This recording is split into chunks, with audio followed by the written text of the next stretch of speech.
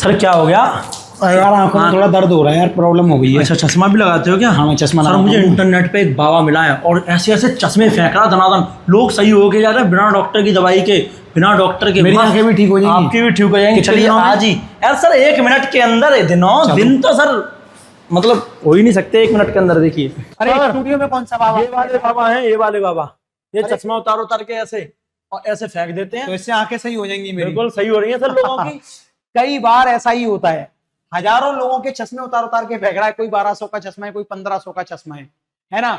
ऐसे बाबाओं की आज पाखंड की पोल खोलूंगा और आपको एजुकेट भी करूंगा। आपको ऐसी ऐसी चीजें सिखाऊंगा जो हर एक व्यक्ति के लिए पढ़ना जरूरी है, चाहे वो सरकारी एग्जाम की तैयारी करे, चाहे वो 9th में हो, चाहे वो 10th में हो। बहुत ही सिंपल भाषा में समझाऊंगा। इन बाबा ने भी पाखंड फैलाया, इनका भी पर्दाफाश करेंगे और नॉलेज भी स्प्रेड करेंगे। इन्होंने 1 टन ऑक्सीजन बना दी, 1 तोले घी से कैसे बनाई वो बताऊंगा। इसके बाद ये बाबा भूसा कैसे खा रहा है, कैसे लोगों के सामने चमत्कार दिखा रहा है, इनको भी डिटेल में डिस्कस करूंगा। तो मैं एक ट्रेंड लेके आना चाहता हूं, जो टॉपिक चल रहे हैं उनसे आपको कैसे एजुकेट किया जाए। आपको मजा भी आएगा, एंड तक वीडियो देखना। तो आप सबसे पहले इस वीडियो को देखो।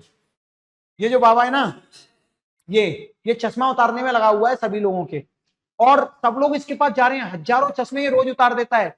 कई तो लंगड़ों के इलाज कर दिए हैं इसने भाई साहब। रोजी रोटी खा ली है ऑप्टिकल लेंसेज की दुकानों की, आंखों के डॉक्टरों की। क्या चल क्या रहा है यार? भारत में पाखंड इतना ज्यादा फैल रहा है कि लोग विश्वास करके इनके पास पहुंच जाते हैं।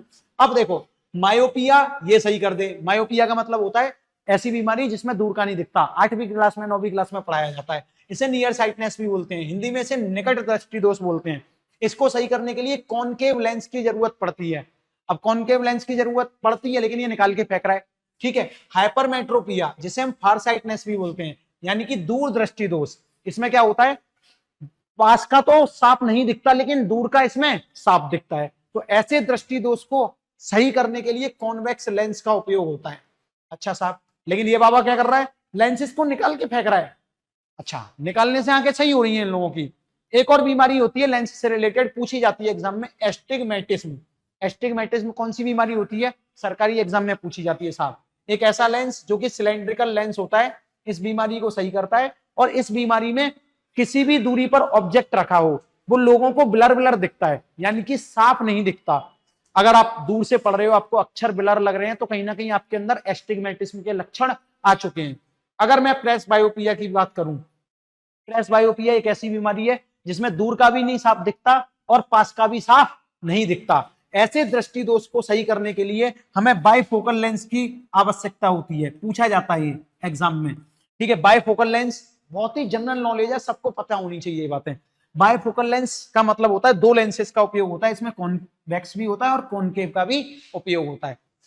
जैसे बुजुर्ग लोग होते हैं ना, उनमें ये ज्यादा बीमारी देखी गई है, क्योंकि अगर देखा होगा आपने, वो ऐसे चश्मे लगाते हैं जिसमें नीचे से एक ऐसा कट होता है, इधर जगह से बीच से बिल्कुल। अगर वो नीचे देखेंगे तो पास का आराम से पढ़ पाते हैं, क्योंकि पास की बीमारी का इलाज करने के लिए कौन सा लेंस है, कॉन्वेक्स लेंस।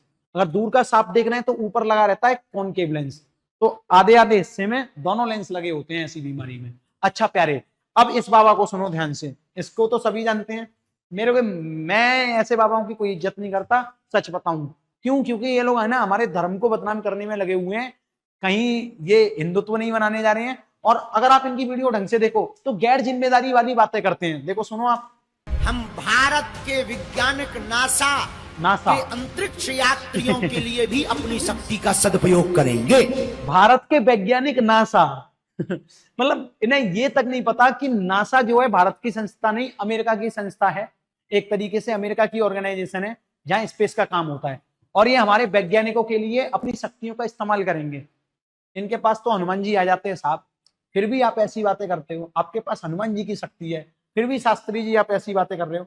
अगर मेरे जैसा अदना इंसान इस तरीके की गलती करे कि भारत के वैज्ञानिक नासा, तो चलता है, लेकिन आप जैसे शक्तिशाली इंसान ऐसी गलती कर रहे हो। आपको यह नहीं पता कि भारत में इसरो चलता है, नासा नहीं। आप सबको बता दूं, इसरो यानी कि इंडियन स्पेस रिसर्च ऑर्गेनाइजेशन, ये ना विक्रम साराभाई, डॉक्टर एपीजे अब्दुल कलाम जैसे लोगों के खून पसीने से बनी हुई संस्था है, जिसका फाउंडेशन दिवस जो होता है वो 15 अगस्त 1969 को होता है। 15 अगस्त को 1969 को ये इसरो बनी, इसका एक तरीके से निर्माण किया कि भाई स्पेस रिसर्च करनी है तो इसरो में होगी, है ना। और ये कह रहे हैं कि हम अपनी शक्तियों से इनका फायदा कराएंगे। मतलब आप सोच रहे हो 50 60 70 सालों से जो फाउंडेशन बनी है उसको ये शक्तियों से चलाएंगे। आगे देखो 1975 में इसी संस्था ने आर्यभट्ट जैसी सैटेलाइट लॉन्च की होती है। 1980 में पूछा जाता है SLV-3 लॉन्च व्हीकल होता है जो कि सैटेलाइट को लॉन्च कराने में मदद करता है ना, वो बनाते हैं ये। 1993 में पोलर सैटेलाइट लॉन्च की जाती है या पोलर सैटेलाइट लॉन्च व्हीकल बनाया जाता है। अब जो नासा है, नासा का मतलब होता है Maharaj ji National Aeronautics and Space Administration. ये यूएसए की संस्था है, ये यूएसए की ऑर्गेनाइजेशन है जो स्पेस के लिए काम करती है। और सरल भाषा में समझें तो नासा वाले जो हैं स्पेस से भेजते हैं, रॉकेट भेजते हैं अंतरिक्ष में, अंतरिक्ष की रिसर्च करने के लिए। खैर महाराज जी कोई बात नहीं, आप ये गैर जिम्मेदारी वाली बातें हजारों 10,000 लोगों के सामने कर रहे हो और जो भीड़ है वो हंस रही है, तालियां मार रही है। उस भीड़ को लग रहा है कि ये बाबा जो है नासा के साइंटिस्ट की मदद करेगा, नासा के वैज्ञानिकों की मदद करेगा, इसरो के वैज्ञानिकों की मदद करेगा। ये बाबा भारत के गरीबों की मदद कर दो बाबा जी थोड़ा सा, है ना। हनुमान जी की शक्ति है, थोड़ा उपयोग करो। मैं भी मानता हूं भगवान को, सब लोग आप भी मानते होंगे। भगवान से द्वेष नहीं है मुझे, ऐसे लोगों से द्वेष है जो कि अज्ञानता फैलाते हैं खुशी खुशी और लोग उसे एक्सेप्ट करते हैं। लोगों को लग रहा है कि इनके अंदर शक्तियां हैं। बताओ यार क्या चल रहा है। अब इन बाबाओं को देखिए, ध्यान से देखना इनको। घी 1 तोला घी जब जलता है अच्छा, तो 1 टन ऑक्सीजन पैदा होती है। ये मैं नहीं कह रहा हूं, साइंस कहता है। ठीक है। मैंने ऐसा कब कहा? 1 टन घी जलता है तो साइंस ये कहती है कि 1 टन ऑक्सीजन पैदा होती है। महाराज जी ऐसी साइंस आपने किस किताब में पढ़ ली? मुझे तो यही नहीं पता। झूठ बोल रहे हो, या तो आपने साइंस नहीं पढ़ी है या आप लोगों को बरगला रहे हो। मिस इन्फॉर्मेशन फैलाते हैं यार ये लोगों के बीच में। कक्षा 8वीं क्लास में पढ़ाया जाता है कंबसन रिएक्शन, उसमें बताया जाता है कि अगर कोई भी वस्तु जलानी है तो उसके लिए ऑक्सीजन की रिक्वायरमेंट होती है, यानी कि ऑक्सीजन होगी तभी वो वस्तु अच्छे तरीके से जल पाएगी। मैं आपको देखो प्लास्टिक पेपर कुछ भी जला के दिखाता हूं, ऑक्सीजन का सिलेंडर देखो किस तरीके से जलाएगा, प्रैक्टिकली देखो तुम। आज हमारी क्लास में ये कौन सा सिलेंडर है? ऑक्सीजन के सिलेंडर से एक्सपेरिमेंट करने हमें। तो तुम में से कोई इस पेपर में आग लगाएगा? Yes sir. जल्दी आ जाओ फिर।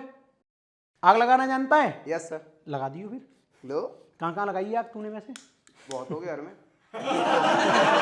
ठीक है, सही है। अब तुम इसे छोड़ो। अभी यहाँ पे कौन सी रिएक्शन हो रही है पता है? कंबसन रिएक्शन हो रही है। लेकिन ये पेपर पूरा नहीं जलेगा क्योंकि यहाँ पे ऐसे ऑक्सीजन की कमी महसूस हो रही है। यस। लेकिन अगर हम यहाँ पे ऑक्सीजन की सप्लाई कर दें तो क्या होगा? जलने लगेगी। देखो मैं इस गत्ते में आग लगा रहा हूं, ऑक्सीजन जहां जहां तक पहुंचेगी, आग देखना कैसे पहुंचेगी। देख रहे हो आप?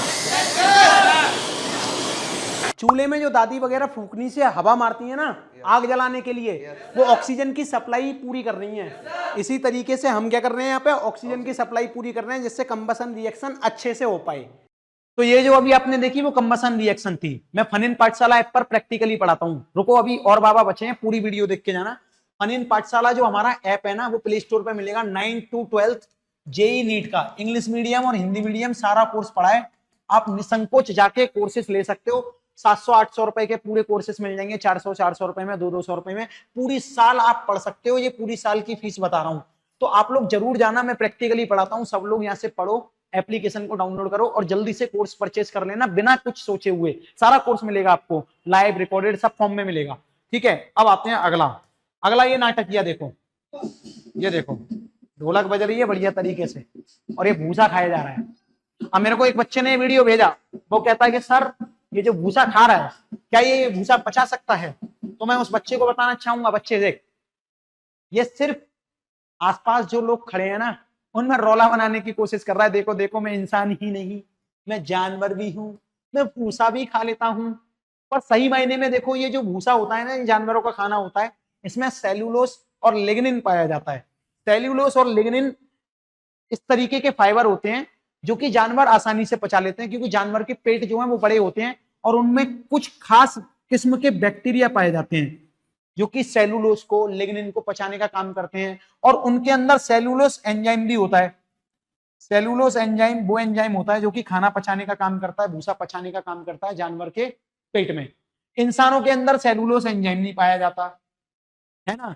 इसमें कोई कैलोरी नहीं है, इसमें कोई फैट नहीं है, इसमें कोई प्रोटीन नहीं है इतना ज्यादा। ठीक है, जिससे इंसान इसको पचा पाए। इसीलिए इंसान खाते हैं खाना, अनाज से उगा हुआ खाना, मीट मछली भी खा लेते हैं क्योंकि इसमें प्रोटीन फैट वगैरह होता है, और इंसान के अंदर ऐसे ही एंजाइम होते हैं जो खाना पचा पाए, भूसा नहीं। तो इनसे अगर पूछोगे तुम कॉल करके कि भूसा खाने के बाद कैसी पोटी आई, तो ये बताएंगे कि भैया पोटी नहीं आ रही दिक्कत हो जाती है भाई, ये सब हरकतें मत करो, ज्यादा टाइम तक करोगे तो पेट में, आंतों में जम जाएगा ये भूसा। खैर, यहाँ पे देखो, अब एक बड़ी बात बताना चाह रहा हूं, इस वीडियो को आपके लिए दिखा रहा हूं, ध्यान से सोचना समझना। पहले कुरान या पहले संविधान? पहले कुरान। सबसे पहले संविधान बाद में, कुरान पहले। यार क्या चल रहा है इस देश में? अभी देखो ये वीडियो देखो। क्या देश या संविधान? मेरी दृष्टि में सबसे बड़ा है धर्म।